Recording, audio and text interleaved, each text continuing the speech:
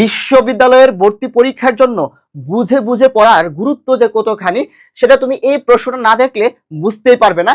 এখানে একই clause wire he lives এটিকে আমরা এখানে বলছি নাউন ক্লজ, আর একই ক্লজ ওয়্যার হি লিভস এটিকে আমরা বলছি এখানে অ্যাডজেক্টিভ ক্লজ, আবার ওয়্যার হি লিভস একই ক্লজ এটিকে আমরা বলছি এখানে অ্যাডভার্বিয়াল ক্লজ। একই ক্লজ তিন জায়গায় তিন রকমের উত্তর।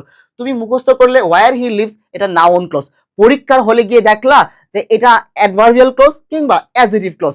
আসলে যে অংশটুকু আন্ডারলাইন করা থাকে এই অংশটুকু দেখে আমরা কখনোই নির্ধারণ করতে পারবো না এটা কোন ক্লজ। আমাকে দেখতে হবে আন্ডারলাইন যে অংশটুকু করা আছে এর আগের শব্দটা কি, এর আগের শব্দটা কোন পার্টস অফ স্পিচ। এখানে নো কিন্তু একটা ভার্ব, কারণ সাবজেক্ট তারপরে ভার্ব, নো কিন্তু একটা ভার্ব, ভার্বের পরে একটা ক্লজ আছে। আবার ওয়্যার হি লিভস এটা কিন্তু নাউনের পরে বসছে। কিসের পরে বলা হয়? নাউনের পরে বসছে। আবার গোটা কি ভার্ব, এই ভার্বের পরে কি আরেকটা ক্লজ বসছে।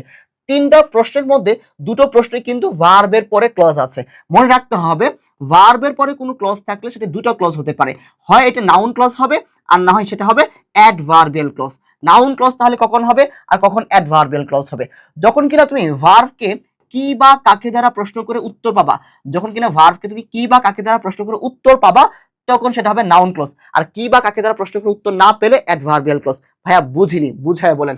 এখন দেখো ভাইয়া, আই নো, এইখানে ভার্বকে প্রশ্ন করো, আই নো মানে কি আমি জানি, ভার্বকে প্রশ্ন করো আমি কি জানি, ওয়্যার হি লিভস সে কোথায় বাস করে সেটা আমি জানি, মানে সে কোথায় থাকে সেটা আমি জানি। যেখানে ভার্বকে প্রশ্ন করার পরে কি দ্বারা প্রশ্ন করছো, আমি কি জানি সে কোথায় বাস করে সেটা আমি জানি। তো ভার্বকে কি দ্বারা বা কাকে দ্বারা প্রশ্ন করে উত্তর পেলে, উত্তর তো আছে তাই না, উত্তর আছে, উত্তর পেলে এটা হবে নাউন ক্লজ। কি হবে? Noun clause. So noun clause কোথায় আছে? এই বি নাম্বার। এটা প্রেপোজিশনালও হবে না, এটা অ্যাডজেক্টিভ ক্লজও হবে না। অ্যাডজেক্টিভ ক্লজ হইতে হলে নাউনের পরে কোন ক্লজ থাকলে সেটা হবে অ্যাডজেক্টিভ ক্লজ, আর এটা অ্যাডভার্বিয়াল ক্লজ হবে না। হয়তো অ্যাডভার্বিয়াল ক্লজ যদি কিনা এখানে ভার্বকে কি বা কাকে দ্বারা প্রশ্ন করে উত্তর না পেতাম তখন সেটা অ্যাডভার্বিয়াল ক্লজ হতো। তারপর দেখো এখানে, এইখানেও তো কিন্তু ভার্ব আছে। আই উইল গো আমি যাব, প্রশ্ন করো ভার্বকে আমি কি যাব, উত্তর নাই। আমি কাকে যাব, উত্তর নাই। বরং ভার্বকে প্রশ্ন করো আমি কোথায় যাব, আই উইল গো আমি কোথায় যাব, ওয়্যার হি লিভস যেখানে সে থাকে, যেখানে সে বাস করে আমি সেখানে যাব। যখন কিনা তুমি ভার্বকে কি বা কাকে দ্বারা প্রশ্ন করে উত্তর পাচ্ছ না তখন কিন্তু সেটা নাউন ক্লজ না। আমি প্রথমে চেষ্টা করেছি কি দ্বারা প্রশ্ন করে উত্তর পাইনি, কাকে দ্বারা প্রশ্ন করে উত্তর পাইনি, আমাকে প্রশ্ন করতে হয়েছে কোথায়। যখন কিনা তুমি কি বা কাকে দ্বারা প্রশ্ন করে উত্তর পাবা না তার মানে সেটা কি হবে? Adverbial clause. আর অ্যাডভার্বিয়াল ক্লজ বের করার জন্য বা অ্যাডভার্ব বের করার জন্য বা অ্যাডভার্বিয়াল ফ্রেজ বের করার জন্য আমাকে চারটা প্রশ্ন করতে হয়, কোথায়, কখন, কিভাবে এবং কেন। আমি কোথায় দ্বারা প্রশ্ন করেছি, উত্তর পেয়েছি, সো অ্যান্সার কি হবে? Adverbial clause. তুমি প্রথমেই দেখবে যে কি বা কাকে দ্বারা প্রশ্ন করে উত্তর পাও কিনা, উত্তর পেলে নাউন ক্লজ আর উত্তর না পেলে অ্যাডভার্বিয়াল ক্লজ। সো অ্যান্সার কি হবে? Adverbial clause. এটা নাউন ক্লজ হবে না এবং অ্যাডজেক্টিভ ক্লজ হওয়ার কোনো চান্স নাই এবং প্রিন্সিপাল ক্লজ হওয়ারও চান্স নাই। এখন দেখো ভাইয়া এই অংশটুকু ওয়্যার হি লিভস, এই ওয়্যার হি লিভস এই অংশটুকু নিচে আন্ডারলাইন করা আছে। এর আগে কি আছে? এর আগে আছে প্লেস। প্লেস কি? এটা নাউন। আর নাউনের পরে কোন ক্লজ হয়?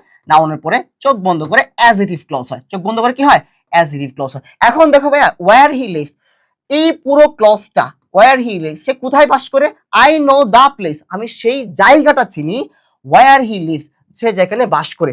এই পুরো ক্লজটা কিন্তু এই প্লেস নাউনকে মডিফাই করছে, এই কারণেই এটা কি হবে? অ্যাডজেক্টিভ ক্লজ হবে। তোমার এত কিছু বোঝার দরকার নেই। তুমি দেখো ভাইয়া এই অংশটুকু, যে অংশটুকু আন্ডারলাইন করা আছে তার আগে কি নাউন আছে? ইয়েস, নাউন থাকলে এই আন্ডারলাইন করা অংশটুকু কি হবে? Adjective clause. কি হবে? Adjective clause.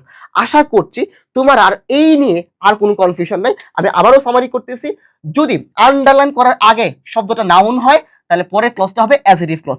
আন্ডারলাইন করা শব্দটার আগে যদি ভার্ব হয় তাহলে এটা নাউন ক্লজ হতে পারে, অ্যাডভার্বিয়াল ক্লজ হতে পারে। এখন ভার্বকে তুমি প্রশ্ন করো কি বা কাকে দ্বারা, উত্তর পেলে নাউন ক্লজ আর উত্তর না পেলে অ্যাডভার্বিয়াল ক্লজ।